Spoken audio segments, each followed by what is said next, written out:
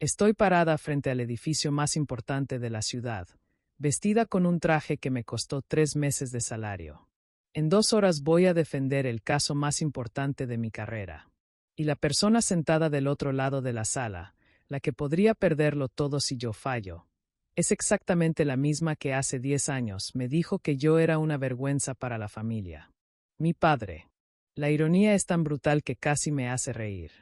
Pero déjenme contarles cómo llegué aquí, porque esta historia no empieza con trajes caros ni oficinas elegantes. Empieza con una niña que se atrevió a soñar en una casa donde los sueños eran un lujo que no podíamos permitirnos. Mi nombre es Alma Rodríguez, y crecí en un barrio donde las casas se parecían tanto entre sí que de niña me perdía buscando la mía. Clase media baja, de esas familias donde el dinero alcanza si todos hacen sacrificios y nadie se sale del plan. Mi padre tenía un pequeño taller mecánico que heredó de mi abuelo. Mi madre trabajaba medio tiempo en una panadería y la otra mitad criándonos a los 4 hermanos. Éramos una familia tradicional en el sentido más literal de la palabra. Cada generación repetía el guión de la anterior sin cuestionarlo. Mis hermanos entendieron las reglas perfectamente. Carlos, el mayor, empezó a trabajar con mi padre a los 16 años. Dejó la escuela sin drama, sin preguntas. Estaba escrito que así sería. Lucía se casó a los 19 con un vecino del barrio. Quedó embarazada a los 20, y mi madre lloró de felicidad en la boda. Miguel siguió los pasos de Carlos, aprendiendo el oficio familiar con las manos manchadas de grasa y la cabeza llena de certezas. Todos encajaban en el molde perfecto que la familia había diseñado generación tras generación. Y luego estaba yo, la más chica, la rara, la que leía libros en lugar de aprender a cocinar, la que hacía preguntas incómodas en la cena, la que soñaba con cosas que no tenían lugar en nuestra realidad. Tenía 15 años cuando vi por primera vez a una abogada en la televisión. Defendía a una mujer que había sido víctima de violencia doméstica. La forma en que hablaba, la seguridad con la que argumentaba, la manera en que convertía palabras en escudos y espadas al mismo tiempo, me dejó paralizada frente a la pantalla. En ese momento algo hizo clic dentro de mí. Yo quería hacer eso. Yo quería ser esa persona que podía cambiar vidas con conocimiento y determinación. Empecé a investigar en secreto. Iba a la biblioteca municipal después de la escuela y leía todo lo que encontraba sobre derecho, sobre justicia, sobre casos legales. Guardaba recortes de periódicos sobre juicios importantes debajo de mi colchón como si fueran contrabando. En cierta forma, lo eran. En mi casa, la ambición era sospechosa. El querer más de lo que tenías era visto como una traición a lo que éramos. Mantuve mi secreto durante 2 años más. 2 años de mentiras blancas, de excusas inventadas para quedarme tarde estudiando, de conversaciones evitadas. Pero los secretos en las familias pequeñas son como grietas en las paredes. Eventualmente se hacen visibles y todo se derrumba. Tenía 17 años cuando llegó la carta. El sobre blanco con el sello de la Universidad Nacional. Lo abrí temblando en la puerta de mi casa, parada en el umbral como si cruzarlo con esa noticia fuera a cambiar todo para siempre. Y así fue. Había sido aceptada en la Facultad de Derecho con una beca parcial por mi promedio académico. No era beca completa, tendría que trabajar para cubrir el resto, pero era posible. Mi sueño imposible de repente tenía forma. Tenía fecha de inicio, tenía realidad. Entré a la casa flotando. Estúpida de mí, pensé que compartirían mi felicidad. Pensé que verían el logro, el esfuerzo, la oportunidad. Esperé hasta la cena, cuando todos estábamos reunidos alrededor de la mesa.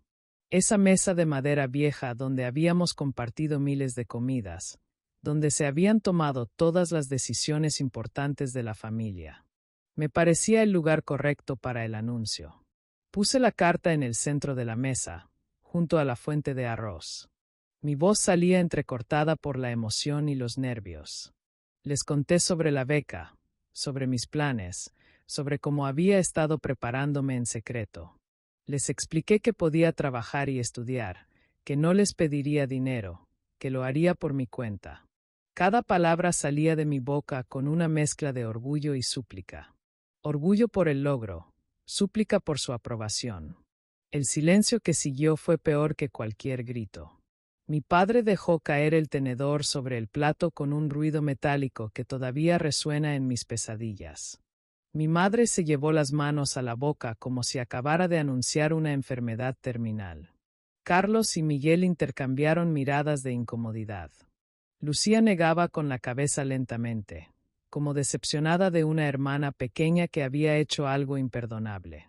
Lo que vino después fue una explosión que llevaba años acumulándose. Mi padre empezó primero, su voz subiendo de volumen con cada frase.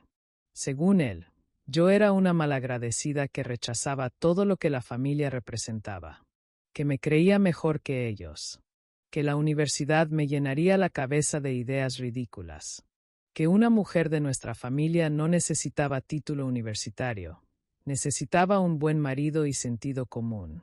Mi madre lloraba mientras asentía a cada palabra de mi padre, añadiendo sus propios reproches entre sollozos.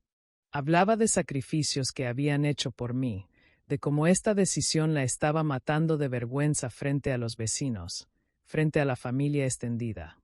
Repetía una y otra vez que no entendía dónde había fallado como madre para criar una hija tan egoísta.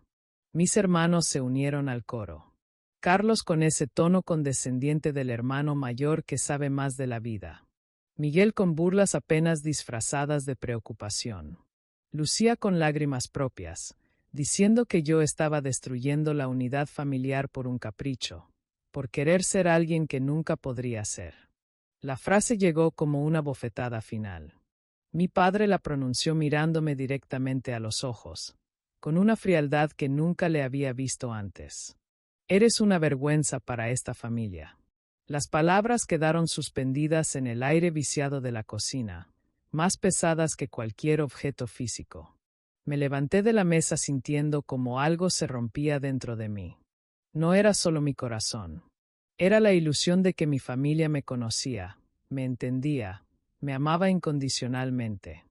Esa misma noche hice mi maleta. Una sola maleta con lo esencial: ropa, documentos, la carta de aceptación doblada con cuidado, y una foto familiar que no sé por qué decidí llevar. Tal vez porque necesitaba recordar de dónde venía, o tal vez porque una parte de mí aún tenía esperanza de que esto fuera temporal. Salí de la casa mientras todos dormían, como una ladrona escapando de su propio hogar. Cerré la puerta con cuidado para no hacer ruido, y con ese clic suave se cerró también toda una etapa de mi vida. Los primeros meses en la ciudad fueron un curso intensivo de supervivencia. Encontré una habitación en un departamento compartido con 3 chicas más. Era un cuarto diminuto en un edificio viejo del centro, con paredes tan delgadas que podía escuchar las conversaciones de los vecinos como si estuvieran en mi propia habitación. Compartíamos un baño para las 4, una cocina donde apenas cabíamos 2 personas al mismo tiempo, y un refrigerador con nuestros nombres escritos en cada recipiente porque la confianza era un lujo que ninguna podía permitirse. Mi rutina era brutal y monótona. Clases durante el día, desde las 7 de la mañana hasta las 6 de la tarde. Luego corría a mi trabajo nocturno limpiando oficinas en el distrito financiero. Entraba a las 9 de la noche y salía a las 3 de la madrugada, con las manos agrietadas por los químicos de limpieza y la espalda dolorida. Llegaba al departamento, dormía 3 o 4 horas si tenía suerte, y volvía a empezar. Los fines de semana trabajaba turnos dobles para pagar la renta, los libros, la colegiatura que la beca no cubría. La comida era lo más barato que encontraba. Arroz, frijoles, pan del día anterior que compraba con descuento en una panadería cerca de la universidad. Perdí tanto peso en los primeros 6 meses que mi ropa me quedaba grande. Aprendí a coser para arreglar mis pantalones, a cortar mi propio cabello frente al espejo del baño, a estirar cada peso hasta límites que no sabía que existían. La pobreza tiene una forma de enseñarte creatividad que ninguna escuela puede igualar. Los libros eran mi mayor tormento. Cada semestre necesitaba textos que costaban lo que yo ganaba en una semana entera. Pasaba horas en la biblioteca universitaria, copiando a mano los capítulos que necesitaba porque fotocopiar era demasiado caro. Mis compañeros de clase llegaban con libros nuevos, laptops brillantes, ropa limpia que olía a suavizante. Yo llegaba con cuadernos llenos de apuntes microscópicos para ahorrar papel y ojeras que ningún corrector podía disimular. El contacto con mi familia se redujo a llamadas esporádicas que yo hacía desde un teléfono público. Siempre era yo quien llamaba, nunca ellos. Y cada conversación era una repetición del mismo guión doloroso. Mi madre lloraba, preguntaba cuándo iba a recapacitar y volver a casa. Mi padre se negaba a hablar conmigo directamente. Carlos me sermoneaba sobre responsabilidad familiar. Lucía me contaba sobre su segundo embarazo, sobre la nueva casa que estaban construyendo, sobre lo feliz que era, todo con un subtexto claro. Mira lo que te estás perdiendo por terca. Me enteré por una prima que en las reuniones familiares yo era el tema prohibido. Nadie preguntaba por mí, nadie mencionaba mi nombre, como si hubiera muerto o nunca hubiera existido. Cuando alguien externo preguntaba por la hija menor, mi madre cambiaba de tema rápidamente. Yo me había convertido en el fantasma vergonzoso de la familia Rodríguez, la mancha que preferían fingir que nunca existió. El punto de quiebre llegó a mitad de mi segundo año. Había un examen de Derecho Constitucional que valía el 40% de la calificación final. Estudié durante semanas, memorizando artículos, jurisprudencias, casos emblemáticos. Pero mi cuerpo tenía otros planes. La noche anterior al examen tuve un turno particularmente pesado en el trabajo. Un grupo de ejecutivos había dejado su sala de juntas hecha un desastre después de una celebración. Pasé horas limpiando restos de comida, manchas de vino en la alfombra, reordenando sillas. Terminé a las 4 de la mañana, una hora más tarde de lo normal. Llegué al examen con los ojos rojos y la mente nublada. Las preguntas que había estudiado tanto parecían estar escritas en otro idioma. Las palabras se movían en la página. Mi cerebro se negaba a procesar la información. Sabía las respuestas, las tenía ahí almacenadas en algún lugar de mi memoria exhausta, pero no podía acceder a ellas. Era como estar frente a una puerta cerrada con la llave en la mano, pero sin fuerzas para girarla. Entregué el examen sabiendo que había reprobado. Salí del aula sintiendo como todo el esfuerzo de 2 años se derrumbaba. No fui a mi siguiente clase. Caminé como autómata hasta el baño del segundo piso, ese que casi nadie usaba porque estaba en el ala vieja del edificio. Me encerré en el último cubículo y lloré. Lloré con una intensidad que me asustó, con sollozos que salían desde un lugar profundo que había estado conteniendo durante meses. Cuestioné todo. Cada decisión que había tomado desde aquella cena fatídica. Tal vez mi familia tenía razón. Tal vez yo no estaba hecha para esto. Tal vez era una tonta soñadora que había cambiado la seguridad de un hogar por una fantasía inalcanzable. El cansancio, la soledad, la presión constante, todo se acumuló en ese baño frío y me aplastó. No sé cuánto tiempo pasé ahí. Eventualmente escuché la puerta del baño abrirse, pasos acercándose. Una voz de mujer preguntó si estaba bien. Era la profesora Méndez, una de las docentes más respetadas de la facultad. Salí del cubículo con la cara hinchada, el rímel corrido, hecha un desastre. Esperaba que me dijera que me fuera a casa, que descansara. En lugar de eso, me llevó a su oficina.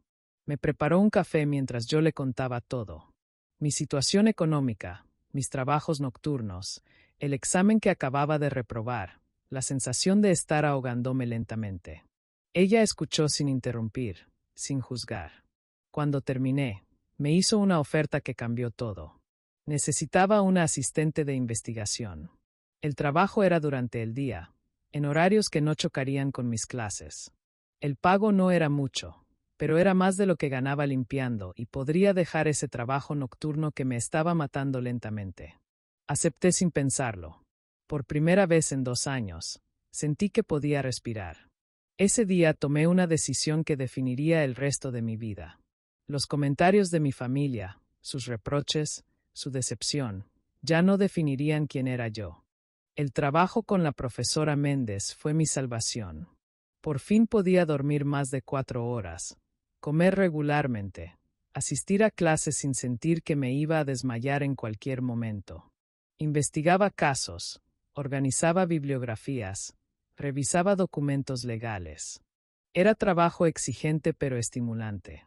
Aprendía más en esas horas junto a ella que en muchas clases formales.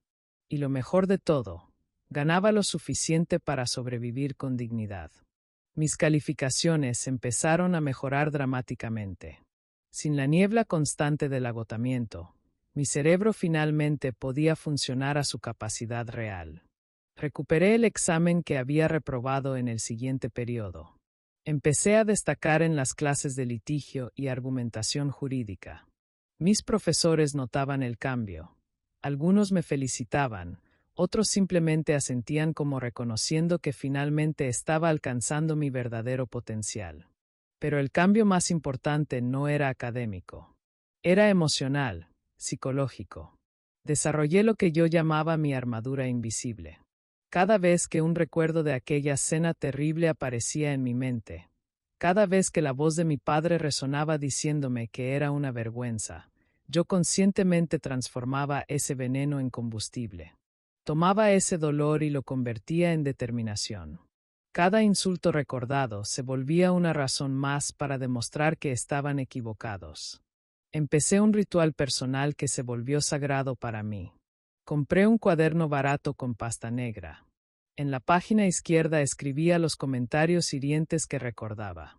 Las frases exactas que mi familia había usado para intentar destruir mi sueño. En la página derecha, escribía mis logros. Cada examen aprobado, cada reconocimiento, cada pequeña victoria. Con el tiempo, la columna derecha empezó a ser mucho más larga que la izquierda. Ese cuaderno se convirtió en evidencia tangible de que yo estaba construyendo algo real con mi vida. Los años pasaron en una mezcla de trabajo duro y crecimiento constante. Conseguí mejores trabajos, primero como pasante en un bufete pequeño, luego como asistente legal junior. Seguía siendo difícil, seguía requiriendo sacrificios, pero ya no era la lucha desesperada de supervivencia de los primeros años. Ahora era una escalada intencional hacia algo específico. Llegó el día de mi graduación. 4 años después de aquella noche en que salí de mi casa con una maleta, estaba parada frente al auditorio universitario vestida con toga y birrete. Me gradué con honores, mención honorífica por mi tesis sobre violencia de género y acceso a la justicia. Mi nombre fue llamado con distinción especial. La profesora Méndez estaba entre el público, aplaudiendo con orgullo maternal. Mis compañeras de departamento también habían venido, gritando mi nombre cuando subí al estrado. Pero mi familia no estaba ahí. No los había invitado. Parte de mí quería hacerlo. Quería demostrarles que lo había logrado a pesar de todo. Pero otra parte, la parte que había aprendido a protegerse, sabía que su presencia contaminaría ese momento. Este logro era mío y de nadie más. No iba a dejar que me lo arrebataran con comentarios pasivo-agresivos o con un reconocimiento a medias lleno de condiciones. Después de la ceremonia, me tomé una foto sola sosteniendo mi título. Tenía lágrimas en los ojos, pero también una sonrisa genuina. Esa foto la puse en un marco barato y la colgué en la pared de mi habitación. Cada mañana al despertar la veía. No era un recordatorio de lo que había logrado solamente. Era un recordatorio de quien me había convertido. Una mujer que no necesitaba la aprobación de nadie para validar su propio valor. Conseguir trabajo como abogada recién graduada fue más difícil de lo que había imaginado. Envié currículums a docenas de bufetes durante meses. Las respuestas eran siempre las mismas. No tenemos vacantes. Te contactaremos si surge algo. Necesitamos a alguien con más experiencia. La frustración era inmensa. Había sobrevivido a 4 años infernales de universidad para encontrarme con otra pared imposible de escalar. Finalmente conseguí una posición en un bufete pequeño del centro. No era prestigioso ni bien pagado, pero era un comienzo. Mi jefe era un abogado mayor con una reputación decente y una ética de trabajo brutal. Me asignaba los casos que nadie más quería. Divorcios complicados sin mucho dinero de por medio, demandas laborales de trabajadores sin recursos, disputas de arrendamiento. Casos pequeños que generaban pocas ganancias, pero requerían horas interminables de trabajo. Los primeros meses fueron humillantes de maneras que no había anticipado. Los clientes me miraban con desconfianza evidente. Veían mi juventud, mi género, mi inexperiencia, y dudaban. Algunos pedían explícitamente hablar con un abogado hombre. Otros simplemente no confiaban en mi criterio y cuestionaban cada decisión que tomaba. Hubo momentos en los que quería gritar que me había sacrificado todo para estar ahí, que merecía respeto. Pero me tragaba la frustración y trabajaba el doble para demostrar mi valor. Empecé a especializarme sin planearlo realmente. Los casos pro bono que nadie más quería tomar se convirtieron en mi territorio. Mujeres víctimas de violencia doméstica que no podían pagar un abogado. Familias enfrentando desahucios injustos. Trabajadores explotados por sus empleadores. Veía mi propia historia reflejada en cada uno de ellos. Gente que el sistema ignoraba, que no tenía voz, que necesitaba a alguien que peleara por ellos. Mi primer caso importante fue defendiendo a una madre soltera llamada Patricia. Su expareja la había demandado por la custodia completa de su hija, argumentando que ella era una madre incapaz porque trabajaba demasiadas horas. La realidad era que él quería dejar de pagar pensión alimenticia. Patricia trabajaba 2 empleos para mantener a su niña, exactamente como yo había hecho para sobrevivir la universidad. Vi mi propia lucha en sus ojos cansados. Preparé ese caso con una dedicación obsesiva. Recolecté evidencia, entrevisté testigos, construí una argumentación sólida. El día del juicio, mi voz temblaba al principio, pero fue ganando firmeza con cada palabra. Demostré que Patricia era una madre dedicada y responsable, que sus largas horas de trabajo eran precisamente porque priorizaba el bienestar de su hija. Ganamos. La custodia completa quedó con ella. Patricia lloró y me abrazó en el pasillo del juzgado. Ese abrazo significó más que cualquier pago que hubiera recibido. Por primera vez desde que me gradué, sentí que estaba haciendo exactamente lo que se suponía que debía hacer. Mi reputación empezó a construirse lentamente.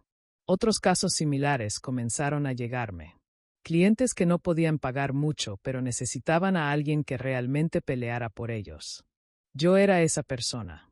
5 años pasaron en un abrir y cerrar de ojos. 5 años de casos ganados, de reputación construida caso por caso, de noches trabajando hasta el amanecer.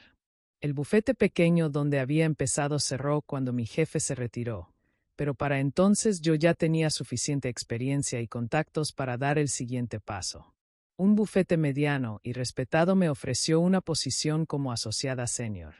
2 años después, me hicieron socia junior. Era la más joven en alcanzar ese nivel en la historia de la firma. Mi especialización en casos de derecho familiar y justicia social me había convertido en una referencia en la ciudad.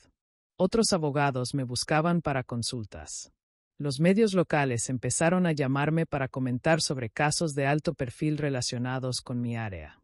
Aparecí en el periódico, luego en noticieros locales, siempre hablando con la misma pasión sobre acceso a la justicia y protección a las víctimas. El caso que realmente me puso en el mapa fue contra una empresa constructora grande. Habían desalojado ilegalmente a 30 familias de bajos recursos para construir un desarrollo de lujo. Tomé el caso pro bono, enfrentándome a un equipo de abogados corporativos con recursos ilimitados. La batalla legal duró 8 meses. Fue agotadora, costosa. Había momentos en que parecía imposible ganar. Pero documentamos cada irregularidad, cada violación al debido proceso, cada mentira que habían dicho. Ganamos. Las familias recuperaron sus hogares y la empresa tuvo que pagar indemnizaciones millonarias. Ese caso apareció en todos los medios. Mi foto salió en la portada del periódico local junto a las familias celebrando. Recibí llamadas de bufetes grandes de la capital ofreciéndome posiciones. Universidades me invitaban a dar conferencias. Había llegado a un nivel de éxito que la alma de 17 años con una maleta nunca hubiera imaginado posible. Me mudé a un departamento propio en un edificio moderno con seguridad y elevador. Nada lujoso, pero era mío. Compré muebles nuevos, no de segunda mano. Tenía un closet con ropa profesional de calidad. Podía ir al supermercado sin contar cada peso. La estabilidad económica era algo que todavía me costaba procesar. A veces me despertaba en la madrugada con ansiedad, creyendo que todo era un sueño del que iba a despertar en aquel cuarto diminuto compartido. Profesionalmente estaba en la cima. Personalmente, estaba completamente sola. No había tiempo para relaciones, para amistades profundas. Mis compañeras del departamento compartido se habían ido hace años, cada una siguiendo su propio camino. Tenía colegas, conocidos, pero nadie realmente cercano. El trabajo había consumido todo mi tiempo, toda mi energía. Me había convertido en exactamente lo que necesitaba ser para sobrevivir: independiente, autosuficiente, impenetrable. Y mi familia seguía siendo un tema cerrado. 8 años sin contacto real. Revisaba sus redes sociales a veces, como quien no puede evitar tocar una herida vieja. Vi fotos de bodas, de sobrinos que no conocía, de reuniones familiares donde yo seguía siendo la ausente. La llamada llegó un martes a las 10 de la noche. Estaba en mi oficina revisando documentos para una audiencia del día siguiente cuando mi teléfono vibró con un número que tenía guardado pero que no había marcado en años. Carlos, mi hermano mayor. Dejé que sonara 3 veces antes de contestar, mi corazón latiendo con una mezcla de curiosidad y resentimiento acumulado. Su voz sonaba rota, irreconocible. Carlos, que siempre había sido el hermano seguro, el que tenía respuestas para todo, el que me había sermoneado sobre responsabilidad familiar, estaba llorando al teléfono. Entre sollozos entrecortados, empezó a contarme la situación. Mi padre estaba siendo demandado por una cantidad considerable de dinero. Un cliente del taller alegaba que un trabajo mal hecho en su vehículo había causado un accidente. La demanda incluía daños materiales, gastos médicos, daño moral. Las cifras que Carlos mencionaba eran astronómicas para una familia como la nuestra. Pero eso no era lo peor. Si perdían el caso, no solo tendrían que pagar la indemnización. Los abogados del demandante habían embargado preventivamente el taller y estaban amenazando con embargar la casa familiar. Todo lo que mi padre y mi abuelo habían construido durante décadas estaba en riesgo. La casa donde crecí, donde todavía vivían mis padres, podía desaparecer. Carlos me explicó que habían contratado a un abogado, un conocido de un vecino que les había cobrado barato. Pero el tipo era claramente incompetente. Había perdido plazos importantes, no había presentado evidencia crucial, había cometido errores procedimentales que ahora los ponían en desventaja. El juicio estaba programado para dentro de 2 semanas, y la situación parecía perdida. La voz de mi hermano se quebró completamente cuando llegó al punto de su llamada. Necesitaban ayuda. Habían agotado todas las opciones. Yo era su última esperanza. Me lo dijo directamente, sin rodeos, con una honestidad brutal nacida de la desesperación. Eres nuestra única esperanza, Alma. Por favor. Corté la llamada sin responder. Me quedé sentada en mi oficina en silencio, mirando la ciudad iluminada por la ventana. 8 años de silencio, de rechazo, de ser tratada como una vergüenza. Y ahora venían a mí porque me necesitaban. La ironía era tan pesada que casi podía sentir su peso físico en mi pecho. No dormí esa noche, dándole vueltas a una decisión imposible. Pasé 3 días en un infierno personal de indecisión. 3 días donde no podía concentrarme en ningún otro caso, donde el café sabía amargo y el sueño era imposible. Mi mente era un campo de batalla entre el resentimiento justificado y algo más profundo que no quería nombrar. Durante el día intentaba convencerme de que no les debía nada, que ellos habían tomado su decisión hace años y yo tenía todo el derecho de dejarlos enfrentar las consecuencias. Durante la noche, la imagen de la casa familiar siendo embargada me perseguía. Hablé con la profesora Méndez, que se había convertido en algo parecido a una mentora y figura materna a lo largo de los años. Le conté toda la historia, desde aquella cena terrible hasta la llamada desesperada de Carlos. Ella me escuchó como siempre hacía, sin juzgar, sin presionar. Al final me dijo algo que se quedó resonando en mi cabeza. Ser mejor que ellos no significa actuar igual que ellos actuaron contigo. Significa actuar de acuerdo a quien eres tú ahora, no a quien ellos fueron entonces. Esas palabras desbloquearon algo dentro de mí. Me di cuenta de que mi decisión no debía basarse en venganza ni en demostrar un punto. Debía basarse en quien había elegido ser a través de todos estos años de lucha. Yo había construido mi carrera defendiendo a gente vulnerable, a gente en situaciones desesperadas. Mi familia, con todos sus defectos y su crueldad pasada, estaba ahora en esa posición. Negarles ayuda no me haría sentir mejor. Solo me convertiría en alguien que no quería ser. Llamé a Carlos al cuarto día. Le dije que aceptaba revisar el caso, pero con condiciones no negociables. Primero, necesitaba ver todos los documentos legales inmediatamente. Segundo, quería una reunión familiar previa donde las cosas se hablaran con honestidad. Y tercero, que quedara claro que yo hacía esto por mis propias razones, no porque ellos lo merecieran. Carlos aceptó todo sin chistar. La desesperación tiene una forma de hacer a la gente increíblemente flexible. El viaje de regreso a mi ciudad natal fue surreal. 8 años sin pisar esas calles, sin ver esa casa. Todo se veía más pequeño de como lo recordaba, como suele pasar cuando regresas a los lugares de tu infancia. Las calles que me habían parecido enormes ahora eran estrechas. La casa familiar, que en mi memoria era grande, era modesta y algo deteriorada por el tiempo. Toqué la puerta con el corazón latiendo tan fuerte que pensé que todos podrían escucharlo. Mi madre abrió. Se había envejecido notablemente, más canas, más arrugas, más peso en sus hombros. Nos miramos en silencio durante lo que pareció una eternidad. Sus ojos se llenaron de lágrimas, pero no dijo nada. Solo se hizo a un lado para dejarme entrar. La casa olía igual. Eso me golpeó con una nostalgia inesperada. Olía a las comidas de mi infancia, a ese detergente específico que mi madre siempre usaba, a memorias que había intentado enterrar. Toda la familia estaba ahí esperando. La reunión familiar fue tan incómoda como había anticipado.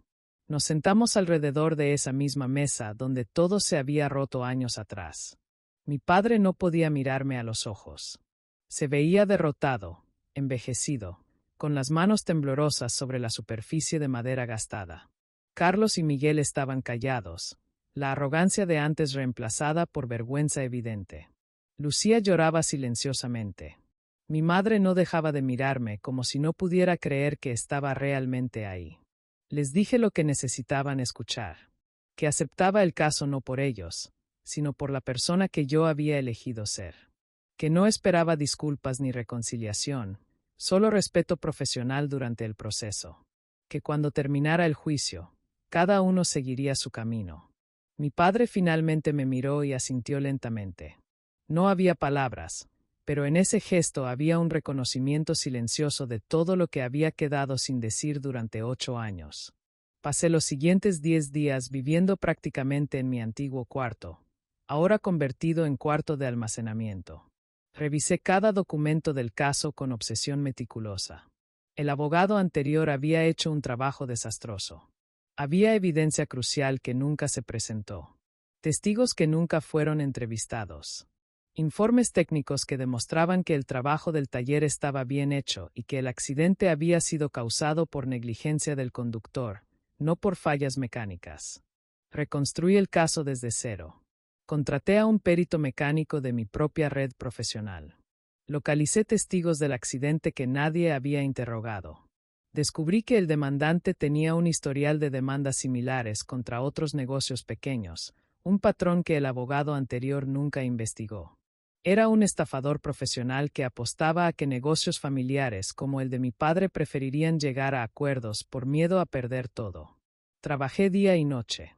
Mi familia me veía entrar y salir, siempre con folders bajo el brazo, siempre al teléfono. Mi madre me dejaba comida en la puerta de mi cuarto. Mi padre me observaba desde lejos, sin atreverse a acercarse. Carlos me ayudaba con lo que podía, trayéndome documentos del taller, organizando reuniones con empleados. Había una tensión constante, pero también algo parecido a respeto creciendo lentamente. El día del juicio llegó como una tormenta inevitable. Entramos a la sala todos juntos. Mi familia se sentó en las bancas del público, nerviosos, asustados.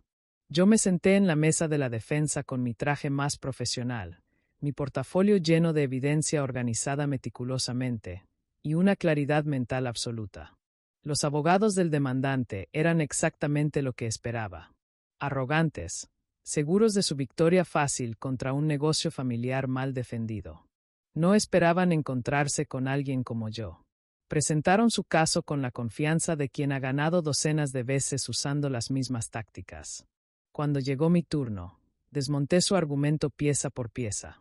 Presenté el informe del perito demostrando que el trabajo mecánico estaba perfectamente ejecutado.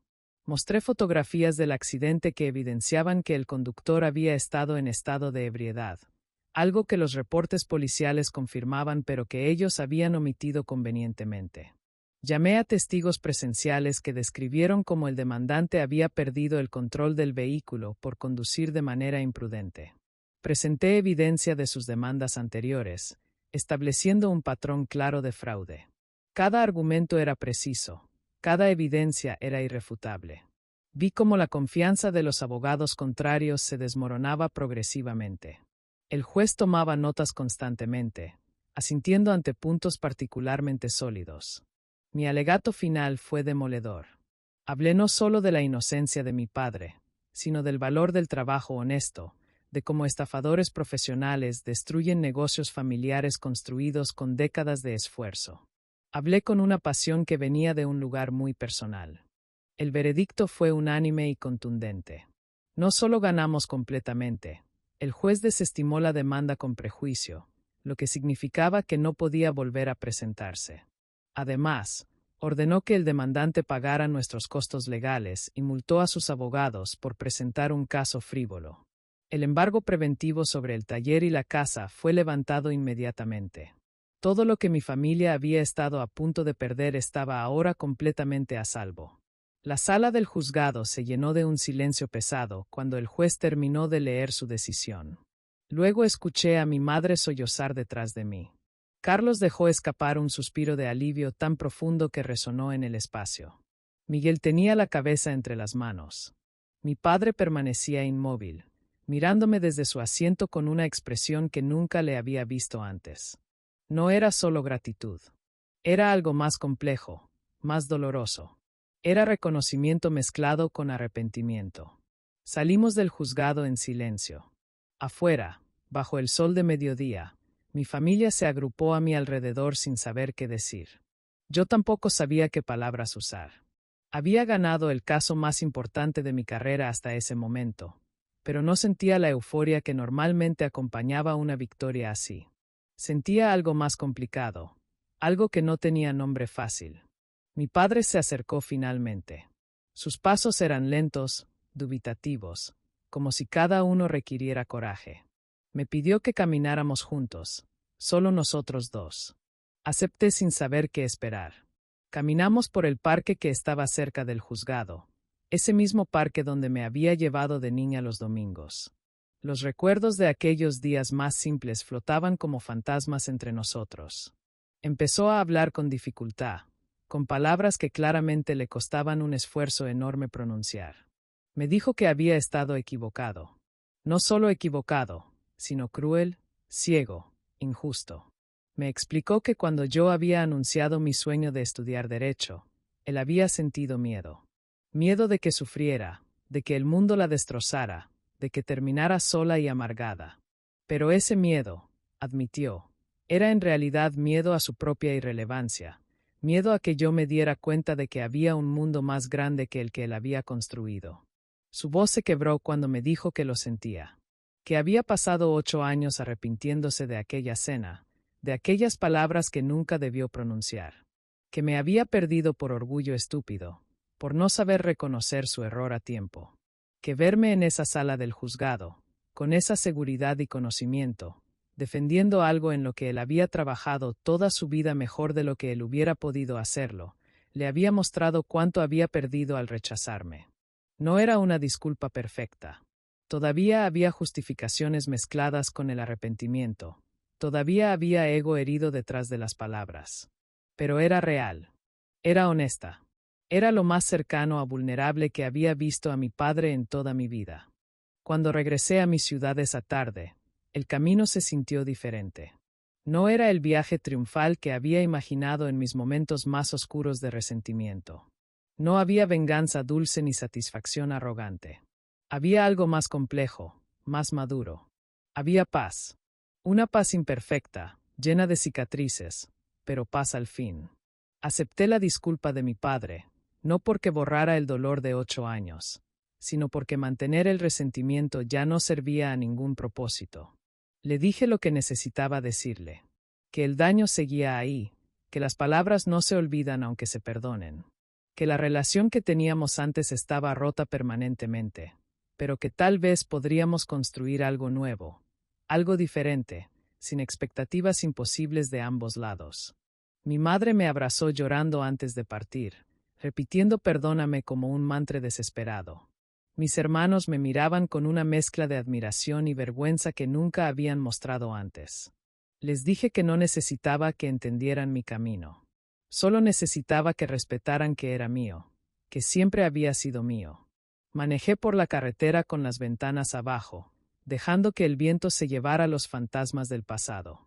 Pensé en aquella niña de 17 años con una maleta, saliendo de su casa en la madrugada. Pensé en la mujer agotada limpiando oficinas a las 3 de la mañana.